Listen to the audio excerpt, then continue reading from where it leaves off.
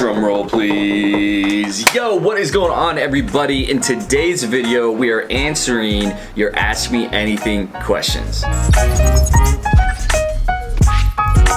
So, a couple weeks ago, or actually last week, I put out on my Instagram that I was gonna be doing an AMA. I got some great questions, some super cheesy questions, but all in all, these are the top 6 that you guys submitted, and I'm gonna answer them right now. So first question, what about your career excites you most? It's a really interesting question because this year there's been so many different projects that we've worked on, different types of clients we've worked with, but I think at the core of it, the most exciting part is being able to kind of help other people achieve their dream, achieve their mission, grow their business. Whether we're working with a personal brand, a beverage brand, a real estate business, whatever that looks like, we're really helping those people achieve their dreams, their missions, their goals of impact, and to see the response that they get from their communities with the work that we do, and then in turn get their feedback on the work that we've done for them is all super exciting. We're really helping people bring brands and businesses to life through marketing, and that's where my passion is, helping people build things from scratch, no matter what industry that's in, helping it impact more people, grow its impact, grow its awareness is all super exciting for me. So that idea of building has been kind of at the core of this year, and it's gonna continue being at the core of what we're doing over the coming year.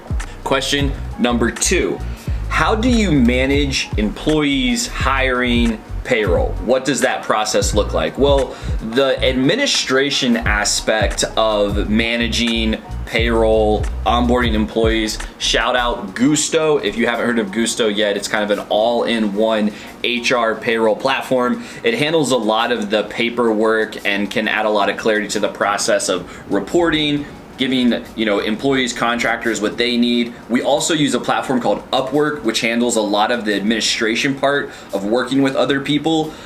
Basically, Upwork functions as kind of a middleman between you and subcontractors, and you don't necessarily have to have them on your company's payroll, but you can still hire them for services and pay them through Upwork. So between Gusto and Upwork, we've been able to do a lot of either hiring people onto the team, working with subcontractors to get projects done. From a management standpoint, we're pretty simple right now. We don't have a very in-depth management process beyond beginning of the week team meetings where we go through what are our goals and objectives for the week, what is the progress of the business, who are we currently talking to about projects, what are the updates, things that we're working on, and then from there, throughout the week, we're checking in via Slack to communicate with each other. We also manage most of our projects through a platform called Asana, where we're able to assign tasks, whether it's creative, set kind of the plan for a week within Asana, and that's kind of been our hub of projects, if you will. So Gusto, Upwork, and Asana, that's kind of what we're running. Oh, Slack, that's kind of what we're running on right now.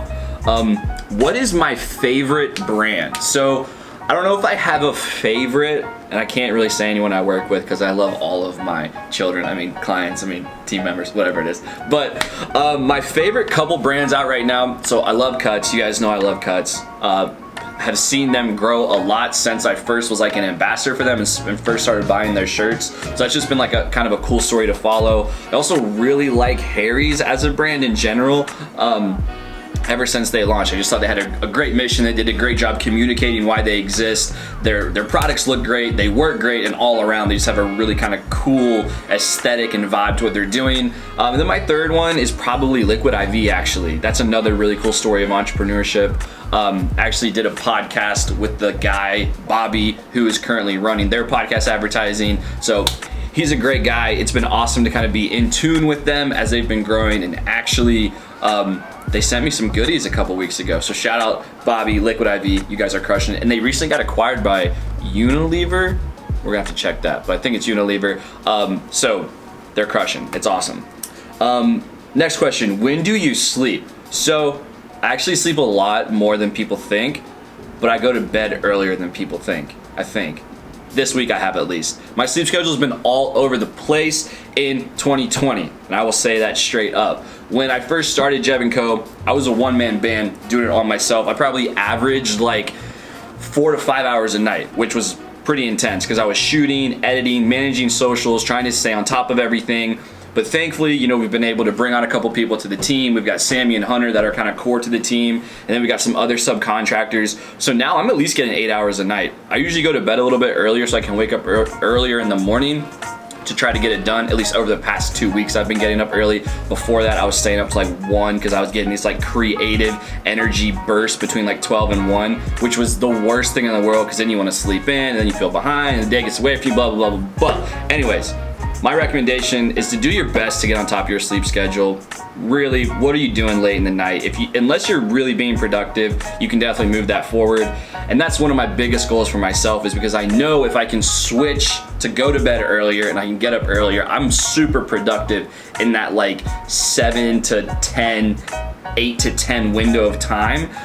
And the more you can do to maximize that, even push it more towards like 6, I think you'll find that you're super creative then and can get a lot done.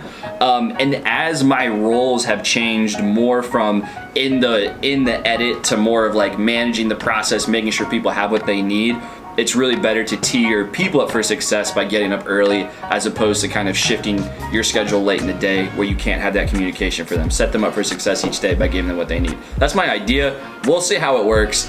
Who knows? Right now, I feel pretty good about my sleep schedule, but it's all over the place.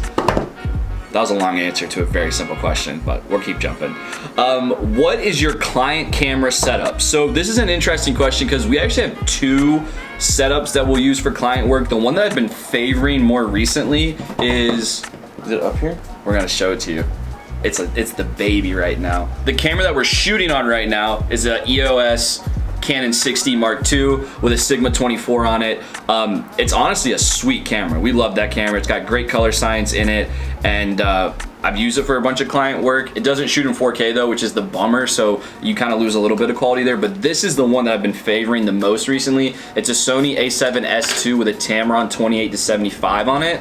And what's great about this rig, this shoots 4K, 1080 at 60, so you can do your super high quality kind of interview footage, you know, shooting at 30 frames, but then if you want to slow some stuff down for like montages or sequences, then you can do that with this camera.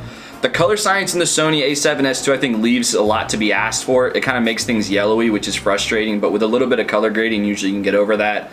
And then this lens is actually super sick. So if you're looking for kind of a more budget-friendly lens and you want that like 24, this is a 28-70. I think the more expensive ones are 24-75s, but this lens is great. It's like 500, 600 bucks, and then we've got a variable ND on it. So this is what most of our client work is happening on right now. You can get really close-up detail shots. You can shoot stuff wide. It gives you a nice range to play with, and it works really great on the gimbal that we use for most of the shooting, which is a Zhiyun, who knows how you say that one, Crane 2, which is a beast of a gimbal. So yeah, that's what we're using right now. Hopefully in 2021 we're gonna have the whole thing decked out with some S3s. We'll see. You got a dream. Who knows? But for right now, that's what we're using. All right. Then that kind of leads us into the next question. What does 2021 look like for you? Well, for me as an individual, going through this transition of being in the weeds, of doing everything for your business, to doing a better job managing the business and figuring out the right people to be in places, making sure that people clearly understand their roles, and just being a more effective manager all around is my big personal goal. I think we're doing pretty well right now. We've got some great people on our team. We're creating some great content. We've had a great impact on a lot of our clients, but we can always do better. We can always figure out better systems to work with more people. We're also gonna be working on some major campaigns next year, big media spends, big content spends. So it's gonna be really important for me to stay buttoned up, to stay on top of our processes, our development, and our client communication. So personal, in sense of business, that's where we're going for myself. I also want to be getting into more entertainment in 2021, thinking about being better about the podcast, what other channels do I want to launch, what other types of content do I want to create, and doing a better job being an entertainer for all you beautiful people. And then lastly, for the business, we've had an exciting year this year, but for Jeb & Co as a whole, we really are looking to continue leveling up our clientele, doubling down on paid advertising, doubling down on content, doubling down on branding, kind of our core competencies of things we want to be doing, and then really, you know, continuing what we're doing right now, but focusing on what do those bigger partnerships look like, what are those larger contracts, those larger deals looking like, and really bringing our approach to content, social media advertising to those people to really help drive results. We think there's a lot of people that are spending too much money on advertising that doesn't really have a result to it. It's this fugazi, whoosy wadi, who's a nothing, where you just spend a bunch of money and you don't really know what happened, but so-and-so told you that 100,000 or a million people saw it, so it's probably gonna work. That's not what we do. We're really excited about the potential for platforms like Facebook advertising, YouTube advertising, Instagram, TikTok, whatever it may be, to really drive results, to give you like actual results for your business beyond just brand awareness, which is something out in the world. So we want to do that for clients at a larger scale and continue building our portfolio of heavy hitters. We're the David versus the Goliath in this industry, and we really feel that way. And we're pumped to keep pitching, keep driving, and growing the business. So I hope that answers your questions. If you have any more questions, I'm always up to answer questions. I like questions. Questions make these videos a lot easier because it's just me hootie-watting off my brain. But anyways, guys, thank you so much for tuning into this video. I hope you guys are having a wonderful holiday season with your friends, family. Stay healthy, stay safe, and we'll see you guys in the next one. Peace!